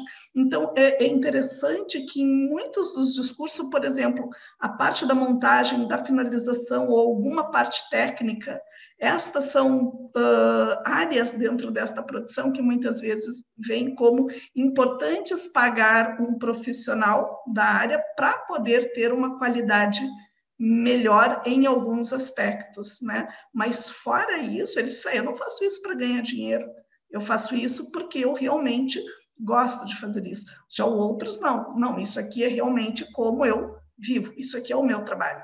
Então, são discursos que eles coexistem, né? São discursos que coexistem. Não sei se o Rafael também quer. Rafael? Não, obrigado. Então, vamos dar as boas-vindas à Lorena, que conseguiu finalmente entrar na nossa reunião. Estamos com pouco tempo, Lorena, mas não queremos deixar de ouvi-la. Lembro que vamos fazer uma pausa para almoço a seguir e depois às 3h30 voltamos para a mesa plenária com a Susana de Sousa Dias, que recomendo a todos que assistam. Será seguramente muito interessante. Mas, Lorena, está preparada? Sim, pessoal, bom dia. Primeiro eu gostaria de agradecer essa participação aqui na AEM. Perdão pela entrada um pouquinho atrasada. Inclusive, estava até conversando com a Fernanda. Acho que a gente teve essa questão do fuso horário, né? Fez uma confusãozinha. A gente estava até aguardando para entrar 10 horas, já para o GT seguinte, né? 10h15. Aí eu fiquei, meu Deus, vi a resposta do Ivan, ficou um pouquinho confusa, mas vamos lá. Lorena, vou só apresentar rapidamente, está bem? Você vai apresentar uma comunicação em coautoria com a Fernanda Alves de Sá, e vocês são da Universidade de Brasília, da UNB, e a vossa fala intitula-se A Cartografia da Resistência Brasileira em Bacurau. E a palavra é sua agora. Obrigado. Obrigada, gente. Primeiro eu gostaria de explicar que nós somos mestrandas, ainda da Universidade de Brasília, e a gente trabalha na linha de imagem, estética e cultura brasileira. Então, o fato da gente estar trazendo essa reflexão sobre Bacurau, pensar essa cartografia da resistência, motivou a gente a pensar essa construção de imagem nesse pensamento reflexivo. Eu gostaria de... Será que é possível compartilhar minha apresentação com vocês aqui? Sim, claro, por favor. É um PowerPoint ou... Ele é um PDF. Pronto, tem a opção de partilha em baixo no ecrã e escolha qual é o ecrã que quer partilhar. Ok. Está aparecendo para vocês? Sim. Bom, voltando ao título, né? A gente está Cartografia da Resistência Brasileira em Bacurau. Bom, contextualizando, Bacurau ele foi um filme, ele é uma coprodução Brasil-França, realizada em 2019, como os próprios diretores, tanto o Kleber Mendonça e o Júnior Dornelles, eles acreditam que o Bacurau ele é uma mescla de vários gêneros, desde o drama a um faroeste, a um terror gore, fantasia e ficção. Já a partir dessa primeira contato que esses diretores apresentam para a gente, podemos já sentir certos elementos da linguagem cinematográfica que vão provocar essa reflexão em cima da cartografia. O título do filme, ele se refere também, o primeiro é um apelido de um ônibus na madrugada da cidade de Recife, que é a cidade tanto do Kleber e de Juliano, no Nordeste brasileiro, e também se refere-se ao nome de uma ave que tem hábitos noturnos, que pela simbologia tupi-guacarara se chama Bacurau. Dessa forma, eu queria contextualizar um pouco a sinopse para quem não assistiu o filme. O Bacurau é um filme que se passa num futuro já distante, já dando já essa simbologia da ficção científica, uma pequena cidade brasileira do oeste pernambucano. Após a morte da matriarca Carmelita, com seus 99 ou 94 anos, os habitantes eles começam a perceber fenômenos estranhos na cidade. Enquanto isso, drones passeiam pelos céus estrangeiros, chegam pela primeira vez na cidade com planos, carros são atingidos com tiros e cadáveres começam a aparecer. Os habitantes chegam à conclusão de que estão sendo atacados. Resta identificar o inimigo e criar coletivamente um meio de defesa.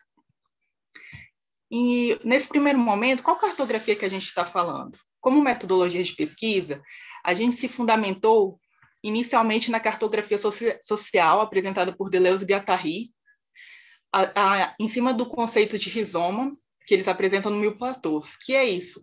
É uma estrutura de formato que é uma estrutura que, vamos dizer assim, que ela não tem uma noção verticalizada e sim horizontalizada, onde você tem o quê? A troca, alianças, no quais a gente está vendo aqui, de conhecimentos, de saberes.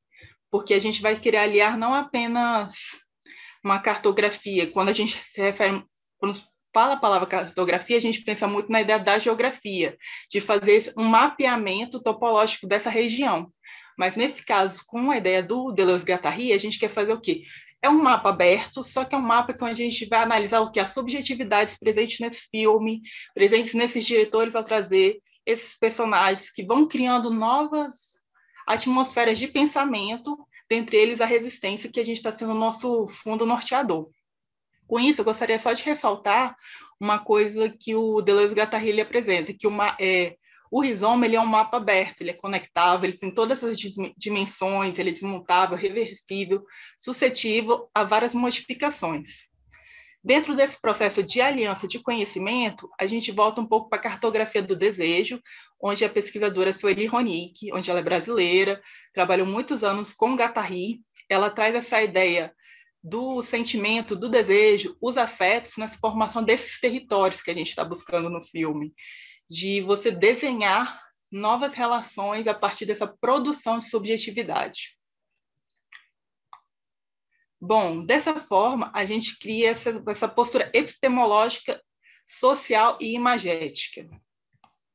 Com isso, a gente cria três eixos norteadores da nossa apresentação, que é o que? A decolonialidade, que ela vê o quê? São teorias que vêm do movimento latino-americano emergente com esse objetivo de produzir conhecimento, da episteme estética, narrativas eurocêntricas.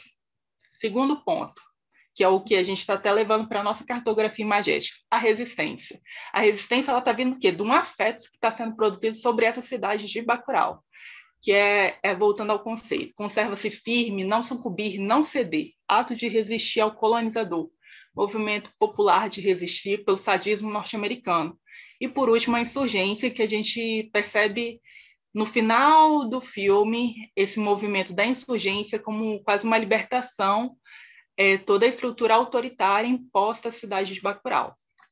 Dessa forma, a gente começa com a primeira análise de uma figura que é a entrada desse caminhão na cidade de Bacurau. Esse caminhão está levando água potável para uma região do Nordeste brasileiro. Com isso, a gente já acaba atravessando estruturas de estradas que estão mal acabadas. Então, esse é o primeiro elemento de resistência. Essa população precisa de um caminhão que está transportando água, que é um elemento vital para a sobrevivência humana. Segundo ponto, esses alunos eles estão tendo uma aula e o professor busca no mapa onde está Bacurau.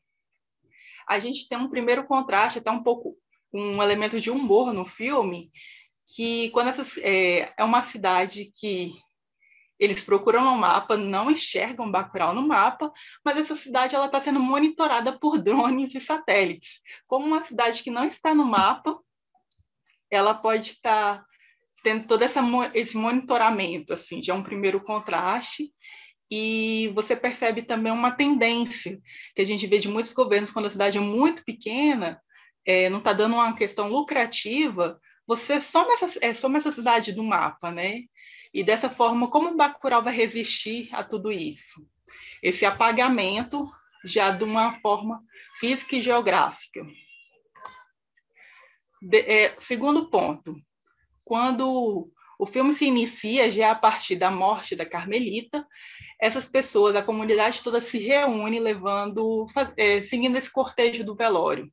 Essa mulher, que é negra, lutou tanto pela cidade, todos estão reunidos a pensar sobre essa situação. A segunda imagem que a gente trouxe aqui é a questão do Museu Histórico de Bacurau, onde todas as pessoas que iam visitar a cidade, os próprios moradores perguntaram: mas você veio conhecer o museu? Um espaço de atração, onde estava sendo guardados os elementos mais importantes da cidade e gerando as primeiras, aliada a essa noção de cartografia, uma questão do dispositivo dessa cidade, né? De você começa a ter estruturas de poderes que estão sendo atravessadas e gerando esse momento de resistência em sobreviver a Bacurau.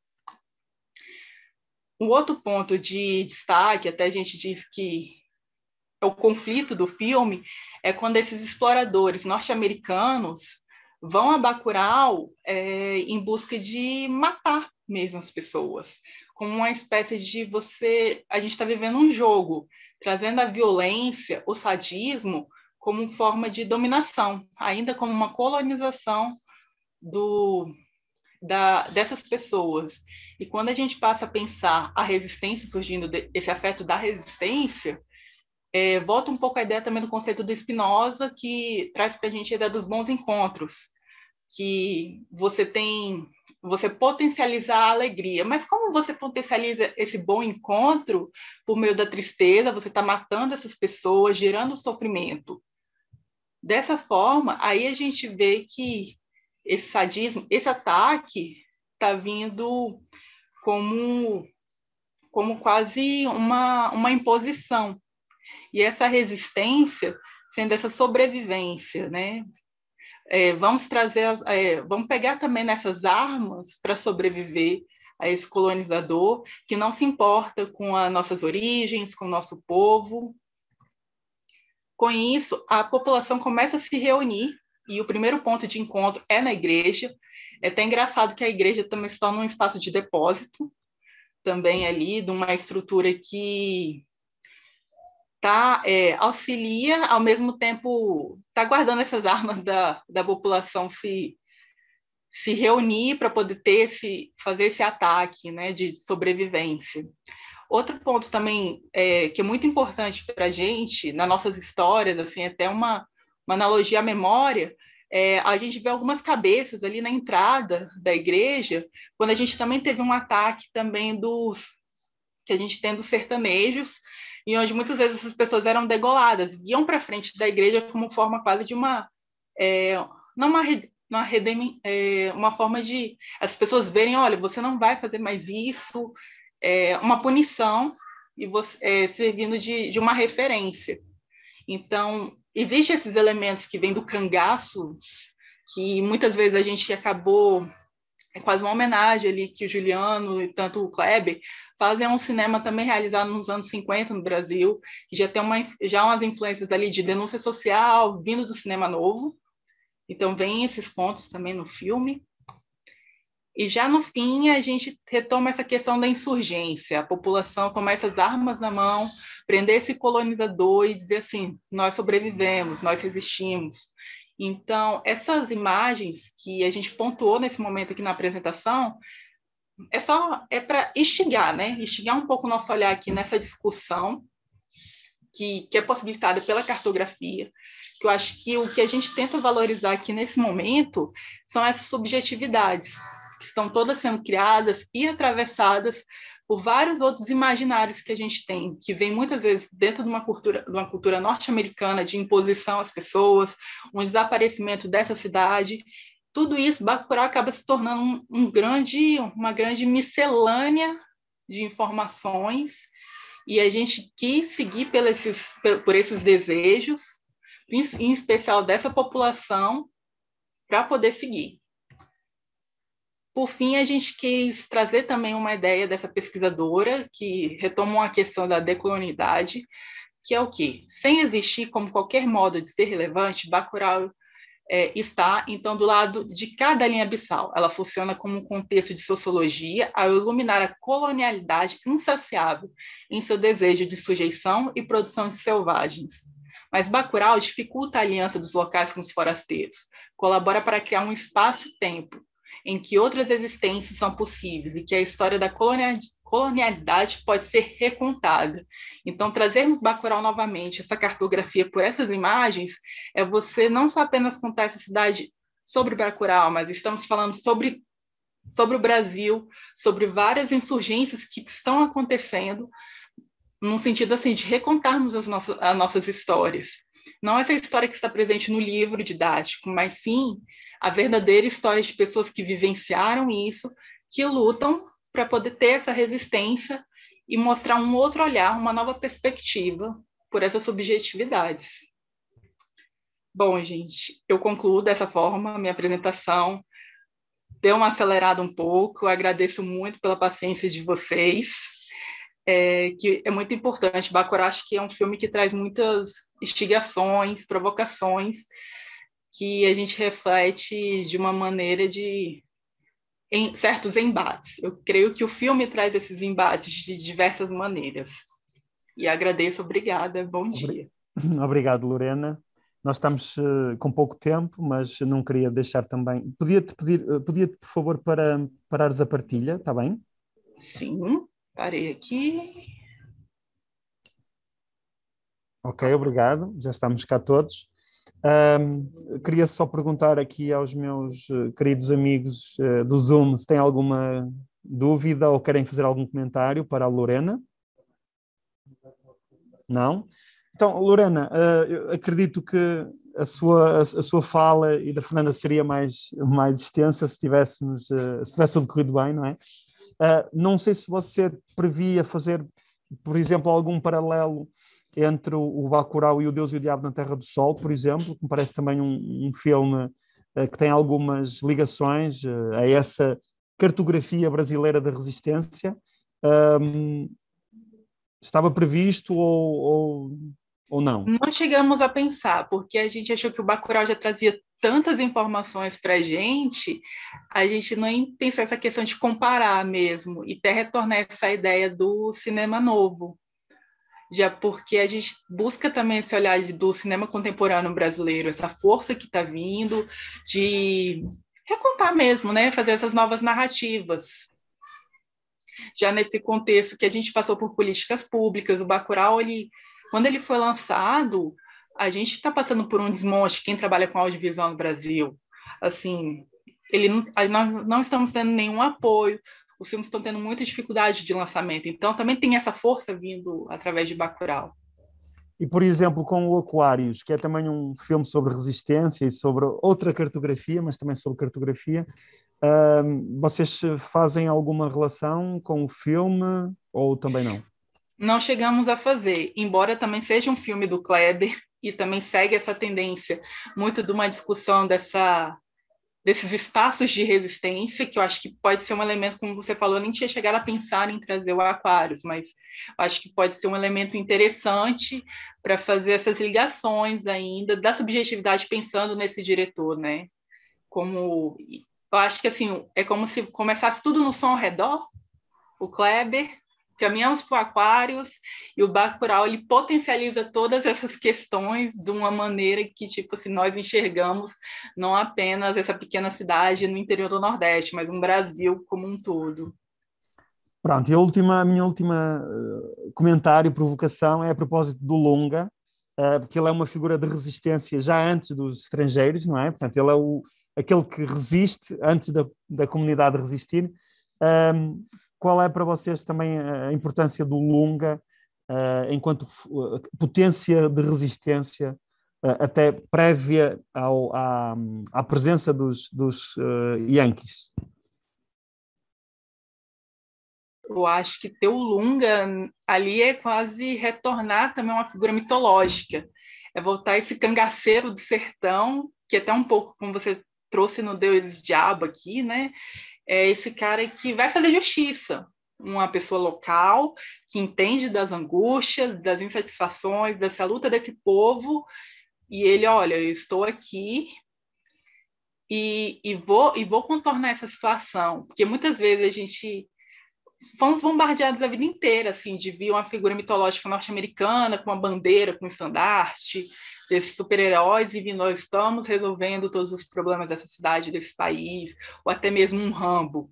Mas não, trazer o Lunga, eu acho que é enxergar desse ponto de vista de ser brasileiro.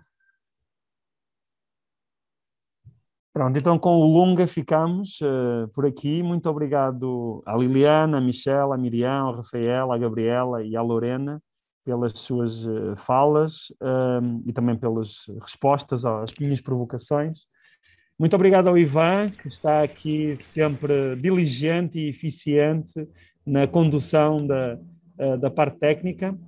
E obrigado a quem assistiu aí, também em casa. Nós voltamos, enfim, durante o dia de hoje e amanhã e sábado ainda teremos muitos motivos para conversar, mas queria chamar a vossa atenção para daqui a cerca de 1 hora, às 3h30, em Portugal, teremos a Conferência Plenária da Susana de Sousa Dias, que será muito interessante, e mais tarde, às 7h30, também aqui, horário de Portugal, continental, teremos então a apresentação dos livros, onde faremos a apresentação do volume 3º da nossa coleção dos ensaios, do grupo de trabalho, do seminário temático da SOCIM também, Cinemas Pós-Coloniais e Periféricos. Por isso, se puderem aparecer, reencontramos por lá.